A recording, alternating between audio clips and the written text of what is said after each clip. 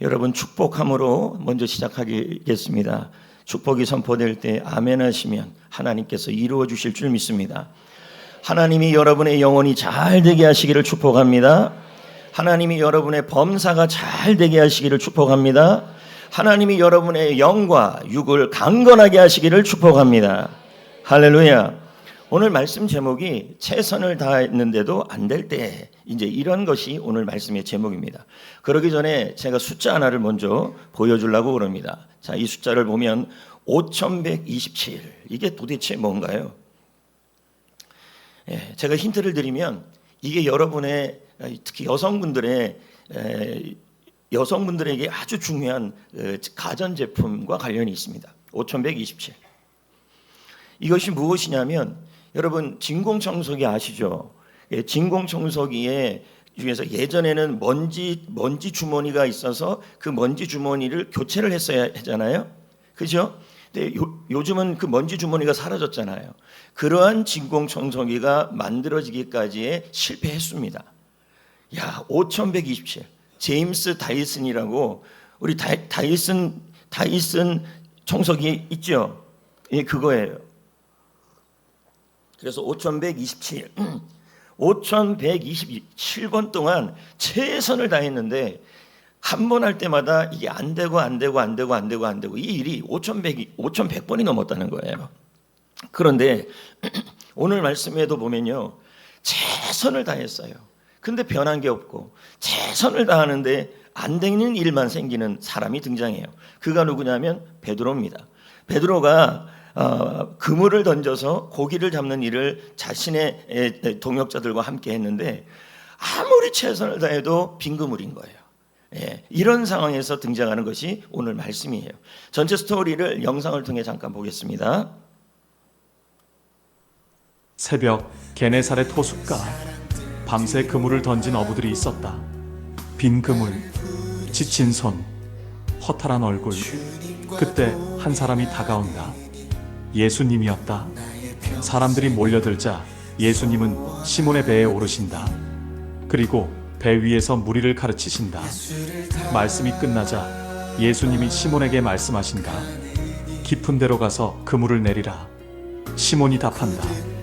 우리가 밤새 수고했지만 잡은 것이 없습니다. 그러나 말씀에 의지하여 그물을 내리겠습니다. 그물을 내리자 물고기가 가득 찬다. 그물이 찢어질 정도로, 배 두 척이 잠길 정도로. 시몬 베드로가 예수님 앞에 무릎을 꿇는다. 주여, 나를 떠나소서. 나는 죄인이로소이다. 예수님이 말씀하신다. 무서워하지 말라. 이제 후로는 내가 사람을 취하리라. 그들은 배를 육지에 대고 모든 것을 버려두고 예수님을 따랐다. 빈 그물이 가득 찬 그물이 되는 순간 어부가 제자가 되었다. 네, 이게 오늘 말씀의 내용입니다. 누가복음 말씀인데요. 오늘 말씀에서 꼭 기억해야 될 단어가 몇 개가 있어요. 한 3개가 있는데요. 그 첫 번째가 바로 수고라는 단어입니다. 수고라는 단어인데 헬라어로 코피, 여러분 코피 잘 아시잖아요. 코피. 외우기가 쉽습니다. 코피아노입니다. 코피아노. 자, 코피아오네요. 여기 보면 베드로가 밤새도록 수고했죠.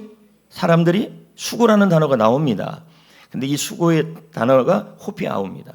근데 이게 수고 이러니까 정확하게 뜻을 잘 몰라요. 근데 이 원어의 뜻을 보면, 이 코피아오의 뜻을 보면 사람이 매를 맞아요. 수고하는데 매를 맞으면 이 몸이 아파요, 안 아파요? 아프죠. 그때 쓰는 단어가 바로 이 코피아오예요. 그러니까 베드로가 밤새도록 고기를 잡았는데 아침이 되니까 뼈마디가 아픈 거예요. 삭신이 아픈 거예요.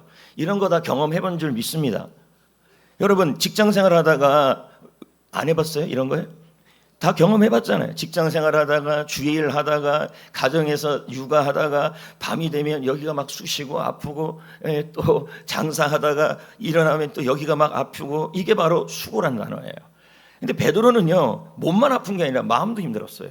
왜냐하면 최선을 다해서 그물을 던졌는데 밤새도록 일을 했으면 몸이 너무 아픈데 한 마리도 못 잡았으니 마음이 너무 허탈한 거예요. 그게 베드로의 마음이에요. 여기 보십시오. 호피아오의 뜻이 몸이 매를 맞아 생기는 통증. 두들겨 맞는 듯한 극도의 피로. 우리 이거 다 경험합니다. 하루 종일 직장 생활하고 하루 종일 장사하고 집에 돌아가면 온몸이 아프고 뼈마디가 아픈데, 그런데 고생했는데 오늘 손님이 몇 명 안 왔어요. 고생했는데 직장 상사에게 성과가 없다는 말을 들었어요. 그때 오는 이 허탈감을 뭐라 그러냐면 호피아오라고 설명할 수 있습니다. 베드로의 밤을 한번 생각해 봅시다. 게으르지 않아요. 베드로는 정말 최선을 다했어요. 근데 그 그물이 비었다는 거예요. 그러니까 마음이 어떻게 되는 것입니까? 여기 나와 있는 것처럼 뼈마디가 아프고, 그리고 마음은 허탄해지고, 자, 그런 상태가 되는 것입니다. 그럼 여러분, 우리의 코피아오도 있습니다. 우리의 수고. 여러분들은 언제 수고를 하십니까? 이걸 단순히 수고 이렇게 해버리면 그냥 수고하는가 보다. 그런데 원어의 뜻을 본다면, 여기 아까도 살펴봤지만 그렇지 않다는 거예요. 여러분, 가장들을 한번 보십시오. 여기 가장이 나오는데요. 가장들을 보세요. 하루 종일 돈 벌고 하루 종일 사람 만나고 하루 종일 일해요. 그러면서 돌아오면 아까도 설명했지만 집에서 누우면 온몸이 아프고 온몸이 쓰라리고 뼈마디가 아프고 그런 마음을 들어요. 또 집에 들어왔더니 가정이 평안치가 않네. 그러니까 마음이 더 허탈해지는 거예요. 내가 이렇게 돈 벌어서 뭐하나, 이런 생각이 드는 거죠. 여기 특별히 제가 육아를 넣어놨는데, 여러분, 육아가 되게 힘듭니다. 아기를 하루 종일 안고 아침에만 애가 이쁘잖아요. 시간이 지나갈수록 몸이 힘들어요, 안 힘들어요? 힘들죠. 여러분, 왜 분위기가 이렇습니까? 할렐루야. 좀 크게 합시다. 아멘. 여러분, 좋은 목사는요, 성도들이 만드는 겁니다. 그래서 크게 아멘 하십시오. 여기 보면 육아를 하게 되는데 삭신이 아프고 삭신이 하는데 밤에 막 아픈 겁니다. 근데 애가 좀 잘 자라면 좋은데 몸무게가 자꾸 떨어지고 말이 더듬어지고 이러니까 마음이 허탈한 겁니다. 근데 뭐 이런 애만 그러겠습니까? 여러분의 자녀들도 있죠. 자녀들을 위해서 돈을 벌어요. 자녀들을 위해서 밥을 해요. 수고해요. 노력해요. 근데 이 아이들이 최선을 다해서 자녀를 위해서 사는데 이 자녀들이 변한 게 하나도 없네. 이 자녀들을 최선을 다하는데 자녀들이 안 되는 일이 자꾸 생기네. 그럴 때 오는 게 바로 이 수고입니다. 또 학생들은 어떻습니까? 공부를 열심히 해요. 최선을 다해요. 근데 여기 X라고 쳐놨잖아요. 여기 보세요. X. 문제가 틀렸다는 얘기죠. 공부를 열심히 하고 학교 생활도 열심히 하는데 뭐가 안 돼요. 최선을 하는데. 여기 보면 또 이렇게 돼 있잖아요. 사업하시는 분들 머리가 아플 정도로 고민하며 직장의 일, 사업장의 일들, 회사의 일들 그런 것으로 고민하면서 어느 날에는 평상시에는 괜찮았는데 오늘은 왜 괜찮아요? 그랬더니 오늘은 성과가 괜찮았거든요. 손님이 많았고 그리고 많이 팔렸고 그러면요 여러분 아픈 줄도 몰라요. 근데 유독 몸이 아파지는 날이 뭡니까?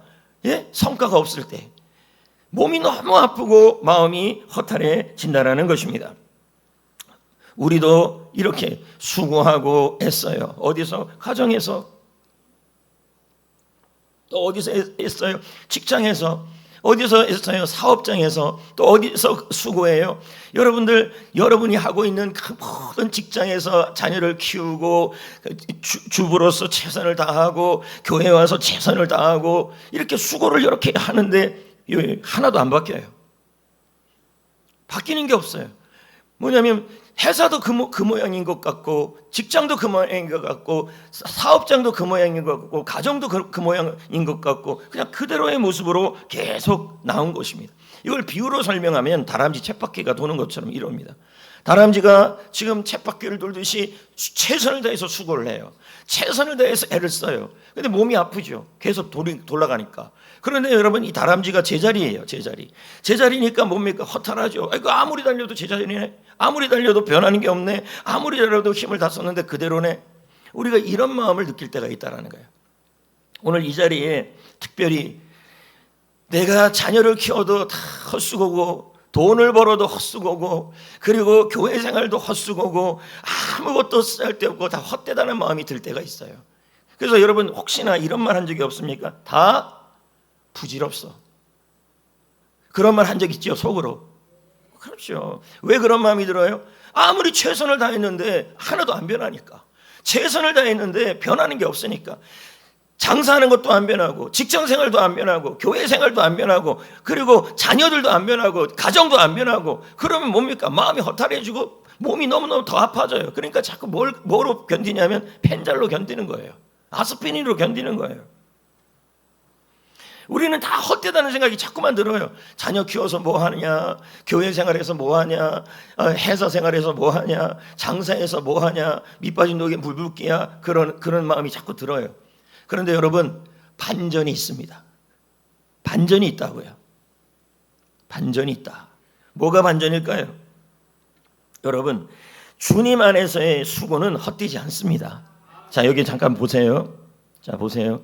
분명히 고린도전서 15장 8절에 뭐가 나옵니까? 수고가 나와요.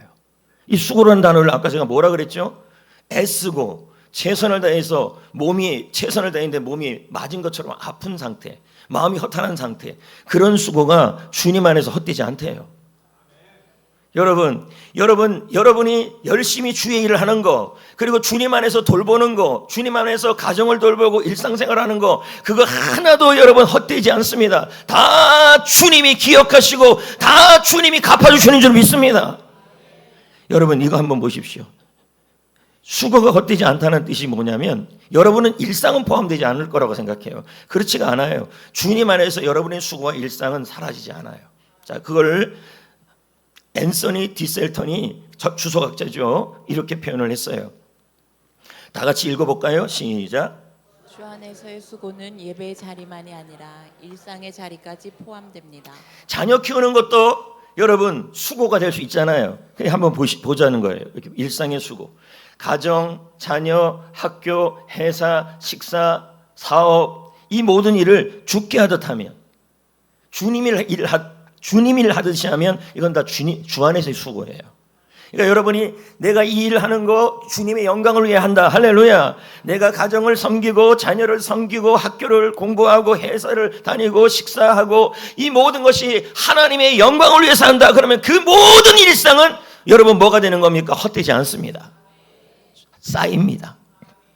거기다가 또 뭐가 있습니까? 셀을 세우고 교회를 세우고 복음을 통해 수고를 해요. 몸이 너무 아파요. 그리고 허탈해요. 전도해서 뭐 하나는 생각이 자꾸 들어요. 아무리 전도해도 최선을 다해도 안 돼요. 그 사람은 변하지 않아요. 이런 생각이 들어요. 그러나 여러분, 다시 한번 기억합니다. 반전이 있습니다. 주님 안에서의 수고 헛되지 않는 줄 믿습니다. 주님이 기억하시고 주님이 돌봐주시고 주님이 반드시 갚아주시는 줄 믿습니다. 오늘 말씀에요, 예수님이 이 수고했던 베드로를 찾아옵니다. 근데 막 찾아오지 않아요. 베드로가 수고를 너무 열심히 해서 삭신이 너무 아파요. 최선을 다해서 몸이 너무 아파요. 그리고 뼈마디가 아파요. 그리고 마음도 허탈해요. 그래서 무슨 다음에 고기를 잡아 안 잡아 하면서 누워 있었던 게 아니에요. 베드로가 뭘 하고 있었냐면 찢어진 그물, 밤새도록 고기를 잡다가 찢어진 그물이 있는데 그 그물을 수선하고 있었어요. 또 나의 일상으로 간 거예요. 나의 사업장, 모든 것이 부질없어도 나의 가정, 나의 자녀, 나의 사업장, 나의 회사, 나의 모든 것들, 또 그 자리, 나의 셀, 그 자리에 간 겁니다. 주님이 그의 그 모습을 보시고 베드로에게 오십니다. 제가 한번 보여드릴게요. 최선을 다했는데 되는 일이 없다. 그러나 베드로는 뭐 하고 있어요? 여전히 수선하고 있어요. 근데 우리는 대부분 못합니다. 그냥 다 그만두고 싶죠. 공부는 무슨 공부야? 자녀 키우는 건 무슨 키우는 거야? 다 그만두고 싶어. 그런데 자녀를 키우다가도 자녀가 뜻대로 안 돼도 또 자녀를 밥을 하고 있어요. 자녀가 하나님의 영광을 위해 살기 위해. 또 자녀를 위해 기도하고 있어요. 또 자녀를 위해서 관심 갖고 있어요. 또 열심히 장사를 하는데 장사가 뜻대로 안 돼요. 최선을 다했는데 뜻대로 안 돼요. 그런데 또 그 다음날 그 장사하는 자리에 나가 있어요. 회사 생활도 마찬가지입니다. 열심히 회사 생활을 하는데 오늘도 어제도 직장 상사에게 좋지 않은 말을 들었는데 또 뭡니까? 사표 안 내고 그만두지 않고 또 그 자리에 나가 있어요.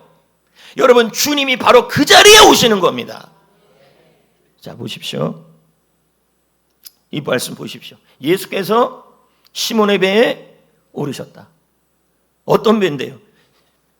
그물을 여러분 수선하고 있는 겁니다. 어제 밤새도록 몸이 아팠으니까 오늘 하루는 하기 싫어. 어제 밤새도록 안 잡혔으니까 다 귀찮아. 그런 마음이 들 수 있는데 그럼에도 불구하고 다시 다시 직장으로, 다시 사업장으로, 다시 셀로, 다시 자녀들에게, 다시 가정에게 가서 아무 성과도 없지만 그 일을 하고 있을 때 주님은 여러분에게 찾아오셔서 일하시는 줄 믿습니다. 아멘. 헛되지 않아요. 헛되지 않아요.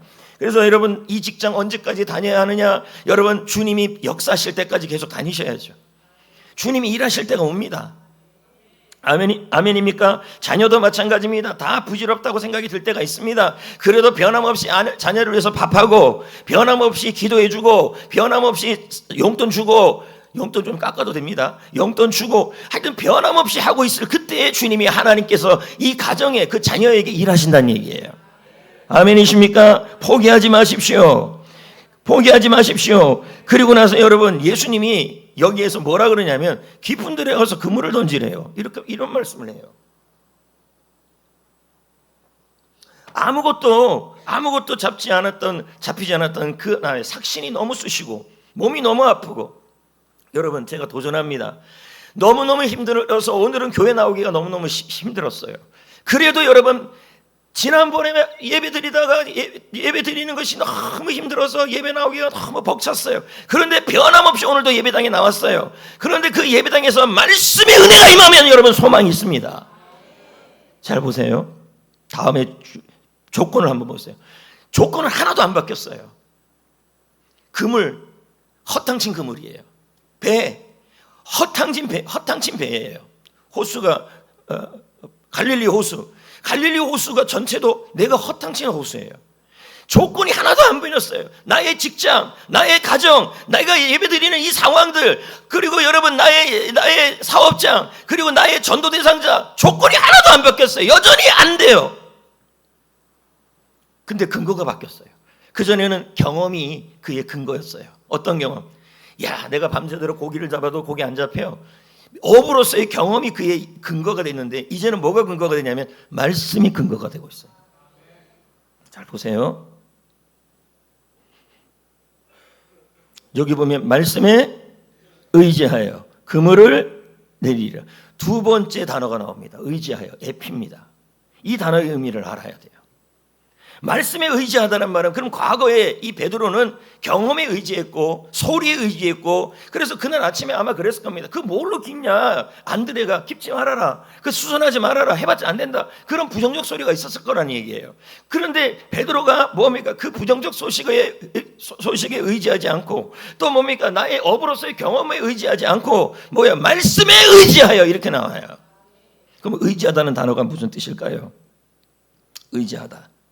여러분, 의지하다라는 단어의 뜻은 뭐냐면, 무언가를 자기 몸무게, 무언가 위에다가 자기 인생을 올려놓고 몸무게를 올려놓아서 실어놓는 거예요. 그래, 실어놓는 게 바로 의지하다예요. 제가 다음 그림을 한번 보여줄게요. 이겁니다. 의지하다가. 뭔가 위에 자기 자신이 자기 인생이 올라서고 자녀를 올라세우고 올라세우는 게 의지예요. 그러면 이게 뭡니까? 이게 어떤 사람은 경험, 어떤 사람은 의사 선생님이 말했어요. 야, 그 병 낫지 못할 것 같아. 그런 말들. 그거 위에 내가 나의 인생을 올려놓고 나의 자녀를 올려놓고 나의 사업을 올려놓으면 그게 의지하다예요. 뜻이 어떻게 되는지 한번 보십시오. 무언가 위에 자기 몸무게 전체를 올려놓고 선다. 그러면 여러분, 자, 다음 그림 한번 볼까요? 다음 그림 한번 볼까요? 여기 보십시오. 여기 내 경험, 내 부정적인 소리, 이런 소리들이 있다는 얘기예요. 학교 선생님이 저 아이는 안 돼라는 부정적 소리를 들었어요. 의사 선생님이 정기 검사를 하니까 당신은 몸에 병이 있는데 좀 힘들 것 같아, 그런 소리들. 우리 사업장을 보면서, 장사하는 거 보면서 주위에서 신문에서 하는 말이 소망이 없다, 더 할 필요 없다라는 부정적인 소리, 그리고 내 경험상 진짜 안 될 것 같다라는 그런 경험들, 거기 위에 나의 인생을 올려놓고 나의 물질을 올려놓고 나의 자녀를 올려놓으면 그게 바로 뭡니까? 의지하다예요. 그럼 경험을 의지하는 거죠. 부정적 소리를 의지하는 거죠. 그런데 베드로는 뭐에 의지했다 그랬어요? 말씀에 의지했다. 여기 보십시오. 그럼 뭡니까? 여기 위에 하나님의 말씀이잖아요. 말씀 위에 내 인생을 올려놓고, 말씀 위에 내 자녀를 올려놓고, 말씀 위에 나의 사업장을 올려놓고, 하면 좀 하세요. 말씀 위에 나의 직장을 올려놓고, 말씀 위에 여러분의 인생을 올려놓을 때 그것이 바로 말씀에 의지하다예요. 의지하다예요. 아멘입니까? 제가 숫자 하나를 더 보여주겠습니다. 1202.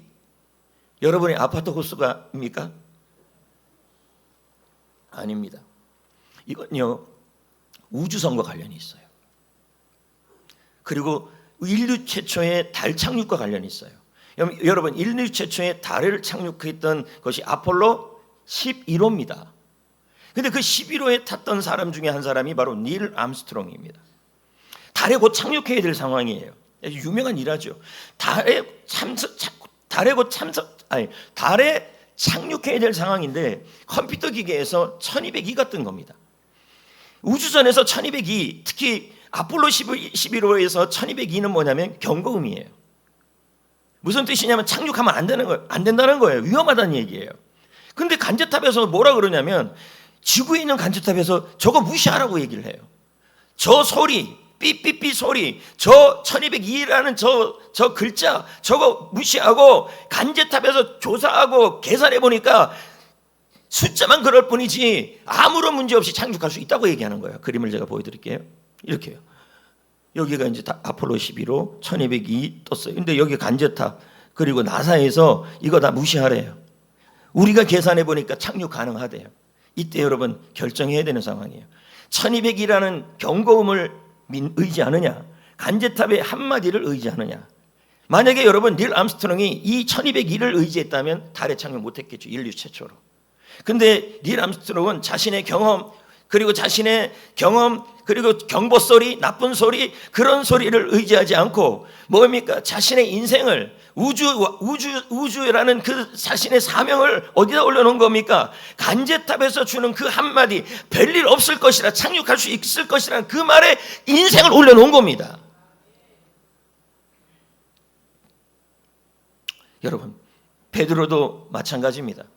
자신의 경험 그리고 부정적인 소리, 안 된다는 소리, 여러분도 마찬가지입니다. 지금 사업을 하고 있고 직장 생활을 하고 있고 가정 생활을 하고 있고 자녀를 양육하고 그리고 여러분 교회 생활을 하고 그래서 교회에서 수고를 많이 하는데 어느 날은 수고를 너무 하는 바람에 밤에 잘 때 끙끙 앓습니다. 아이고 아파, 아이고 아파. 뼈마디가 아파요. 하루 종일 땀 뻘뻘 흘리면서 일을 했어요. 그리고 저녁에 집에 갔는데 샤워를 하고 해도 어디가 자꾸 아픈 거예요. 그래서 안마기를 찾거나 그런 상황에 처해진 거예요. 주위에서 자꾸 말합니다. 접어라. 안 된다. 막 그런 소리도 듣고. 여러분 그럼에도 불구하고 우리는 뭐 해야 됩니까? 말씀 위에 여러분의 인생과 인생과 사업을 올려놔야 하고 자녀를 올려놔야 하고 물질을 올려놔야 하고 여러분의 모든 것들을 올려놓았어야 합니다. 그럴 때 여러분 말씀이 일하는 줄 믿습니다. 아멘. 실제로 여러분 어떤 일이 일어났냐면요. 말씀을 의지했더니 주님이 오셨더니 여러분 물고기를 잡았는데 이거 보세요. 엄청나게 잡았어요. 그러니까 여러분 주님이 언제 역사했습니까? 수고를 그렇게 열심히 하는 것도 알아요. 너무 열심히 해서 최선을 다했는데 안 되는 일이 자꾸 생기는 것도 알아요. 그럼에도 불구하고 뭡니까? 변함없이 수고하고 변함없이 하는데 주님은 헛되지 않게 하신다는 사실을 우리가 의지하고 그리고 주님 앞에서 또 직장생활 나가고 또 사업하고 또 자녀 양육하고 그럴 때 주님이 오셔서 일하신다는 얘기예요. 어느 정도인지 한번 보십시오. 혼자 배가 아니고요. 이 배 하나, 성경에 보면 배 하나를 더 왔다 그래요. 그럼 무슨 뜻입니까? 고기 이렇게 잡아본 적 있어요? 이렇게 잡았다는 거예요. 그러니까 자기만 채운 거예요. 남도 같이 채우게 해준 거예요. 그러니까요. 물질을 나누고 있어요. 새로운 이야기가 이제 써지고 있는 거죠. 오늘 이 자리에 혹시 자녀 때문에 불안하고 염려가 되십니까? 말씀 위에 자녀를 올려놔야 합니다. 자 보십시오. 자녀에 대한 걸 제가 써놨어요. 부모의 불안이 아니라 하나님의 약속 위에 세워라. 이사야 43장 3절이에요. 하나님이 우리 자녀에게 우리 자손에게 복을 부어주신다. 이 말씀 위에 자녀를 올려놓는 게 말씀을 의지하는 거예요. 할렐루야. 이 말씀 위에 여러분의 자손들을 올려놓는 게 바로 말씀을 의지하는 거예요. 그럴 때 주님이 일하시는 거죠. 그럼 여러분 또 물질의 어려움이 있어요. 그럼 뭐예요? 물질의 어려움일 때 여러분의 통장 잔고에 여러분의 인생을, 여러분의 사업을 올려놓은 사람들이 있어요. 그러니까 불안하죠. 통장 잔고가 아니라 뭐예요? 말씀 위에 올려놓으셔야 합니다. 그럼 어떤 말씀입니까? 주님이 채워주신다. 여기 보십시오. 너희 모든 쓸 것을 채우시리라. 이 말씀 위에 통장 잔고도 올리고 여러분의 사업도 올리고, 그래서 사업할 때마다, 직장 생활할 때마다 너의 쓸 것을, 나의 쓸 것을 하나님이 채우십니다. 그 말씀 위에 여러분의 사업을 올려놓으시고 직장을 올려놓으시고 인생을 올려놓으셔야 합니다. 아멘. 그 어느 순간은 또 힘이 쫙쫙 빠져요. 힘 하나도 없다, 할 수 없다. 그래서 뭐예요? 여러분의 힘 빠진 그 모습에 여러분을 올려놓지 마시고 말씀 위에 올려놔야 돼요. 내게 능력 주시는 자에서 예수님이 여러분에게 능력 주시고 힘 주셔서 우리는 다시 힘을 낼 수 있다, 이렇게 가셔야 합니다. 주님이 역사하는 자리는 어디입니까? 바로 변함없이 일상을 사는 자리예요. 여러분 룻 한번 보세요. 자기 남편 죽었지요. 그리고 시어머니 혼자 있지요. 병들었지요. 근데 여러분 하나님이 언제 보아스를 만나게 했습니까? 이삭을 죽을 때였어요. 일상을 살아낼 때였어요. 주님은 언제 역사하십니까? 아무 의미 없는 일 같아도요, 우리 주님은 그 의미 없는 이삭 죽기를 받습니다.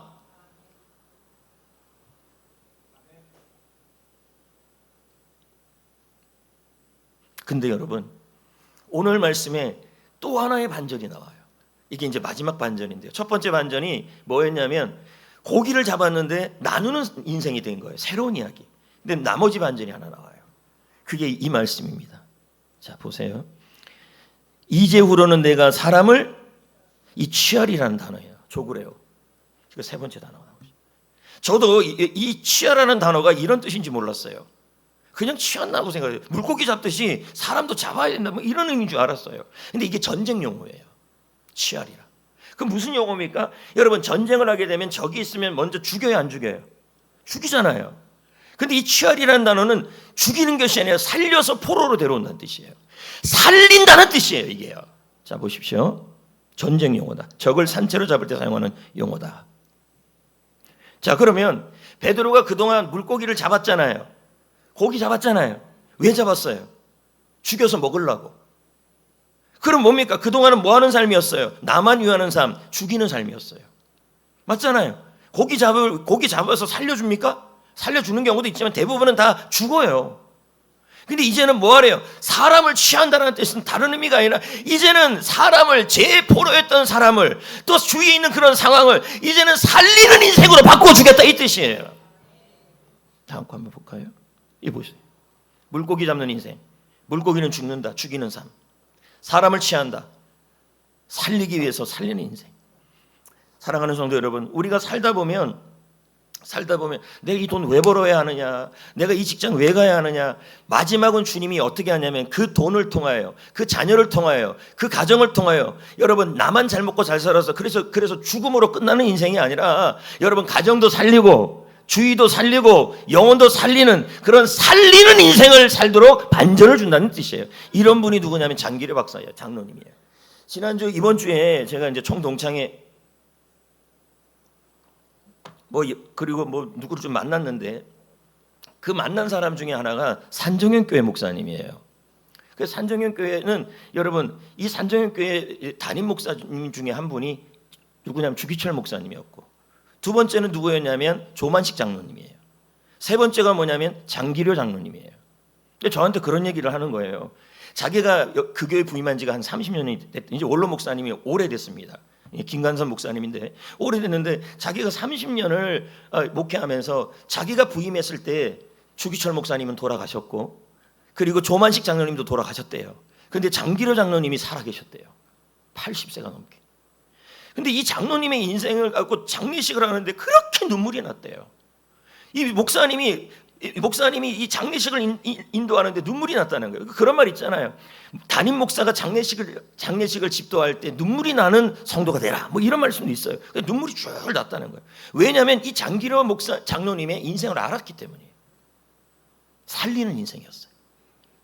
여러분 이분은요 의사 아닙니까? 의사인데 그 의사하는 일을 가지고 뭐합니까? 물론 사람들을 살리고 그런 것도 있지만 그 의사의 능력을 갖고 무료로 고쳐주기도 하고, 오죽하면 병원도 세웠는데 복음병원이에요. 살리는 인생이죠. 잠깐 영상을 보겠습니다.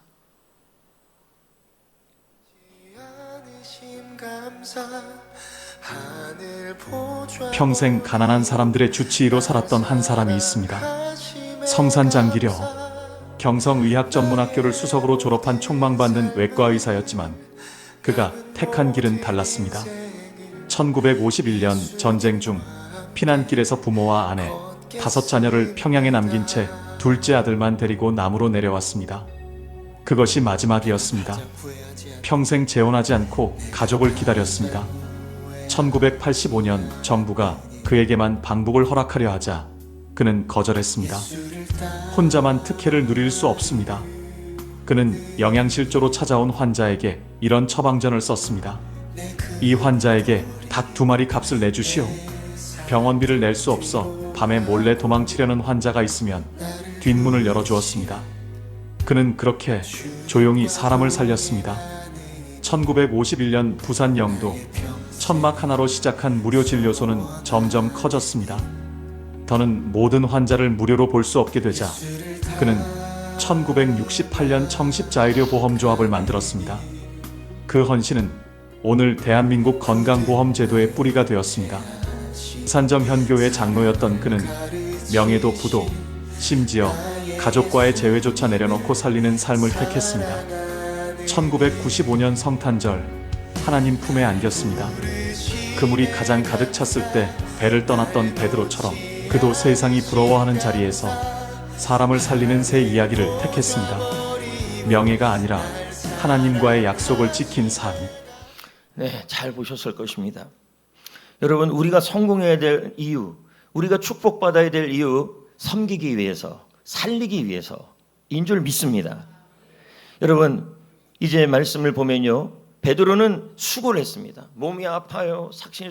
제가 말씀을 준비하면서 제일 많이 생각되는 게 성도들이 하루 종일 일을 하고 또 교회 와서도 일을 할 겁니다. 그래서 또 직장 생활하고 장사하고 사업하고 그리고 육아하고 자녀 돌보고 저녁에 누웠을 때 여기가 막 아플 것 같은 생각이 드는 겁니다. 저도 아픈데요. 삭신이 쑤시고.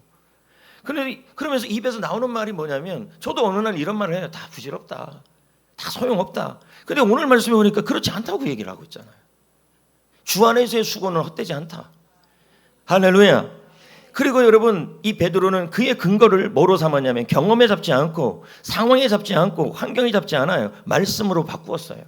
말씀을 의지했어요. 말씀 위에 자녀를 올려놓고, 말씀 위에 환경을 올려놓고, 말씀 위에 인생을 올려놓고, 말씀 위에 여러분의 사업장을 올려놓고, 말씀 위에 교회의 봉사를 올려놓고 그렇게 올려놨다는 거예요. 결국 여러분, 그의 인생은 잡는 인생에서 살리는 인생으로, 살리는 삶으로 우리 주님이 바꿨다는 거예요. 여러분, 우리 주님은 인생의 목적을 변명하게 얘기를 합니다. 고기만 잡는 인생 되지 마시고 살리는 인생이 되어라.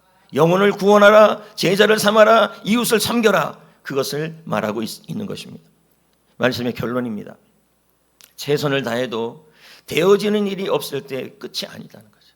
그런 순간, 그래서 입에서 나오는 거예요. 누웠는데 아유, 내일 또 나가야 되느냐, 아유 또 헛되다, 아유 다 부질없다, 내가 이렇게 해서 뭐하냐, 아내도 알아주지 않고 직원들도 알아주지 않고 그런 마음이 들어요. 그런데 또 직장생활에 가 있네. 그런 분들에게 주님은 오셔서 새로운 이야기를 시작하시는 거죠. 제가 이제 말씀을 마무리하면서 이번 한 주간 동안 말씀하면서 저도 이 말씀에 해당이 되는 거죠. 아무리 최선을 다하고 아무리 노력을 해도 어느 날 목회가 부질없다는 생각이 왜 안 들겠습니까? 그럼에도 불구하고 여러분, 부르신 이는 주님이시잖아요. 날 부르신 이 감사, 날 놓지 않으심 감사. 주님이 놓지 않는다는 얘기죠. 하늘 보자 버리시고 이 땅에 오신 그분이 나의 주님이신 게 감사. 그래서 주님 오시는 그날까지 주님과 동행하며 살겠다. 이걸 우리는 뭐라 그래요? 주님과 동행하는 삶을 바로 주님 앞에 부르심의 삶이라는 거죠. 그래서 여러분, 레마 찬양을 같이 불러보길 원합니다.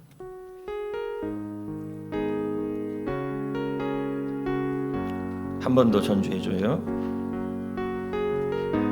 후렴만 부를 겁니다. 날 부르심에 감사, 날 부르심에 감사, 날 놓지 않으신 감사 하늘 보자 버리고 날 사랑 하심에 감사 나의 모든 삶을 나의 모든 인생을 예수님과 함께 걷겠어. 한 번 더 불러봅니다. 날 부르심에 감사 날 부르심에 감사 날 놓지 않으신 감사 하늘 보자 버리고 날 하심에 감사 나의 모든 삶을 남은 모든 인생을 예수님과 함께 날 부르신 뜻 네 생각보다 크고 날 부르신 뜻 내 생각보다 크고 날 향한 계획 나의 지혜로 증명 못하나 가장 좋은 길로 가장 완전한 길로 오늘도 날 한 번 더 불러봅시다. 날 부르신 뜻날 부르신 뜻내 생각보다 크고 날 향한 계획 나의 지혜로 증량 못하나 가장 좋은 길로 가장 완전한 길로 오늘도 날 이끄심 있네. 제가 여러분을 위해 기도하겠습니다.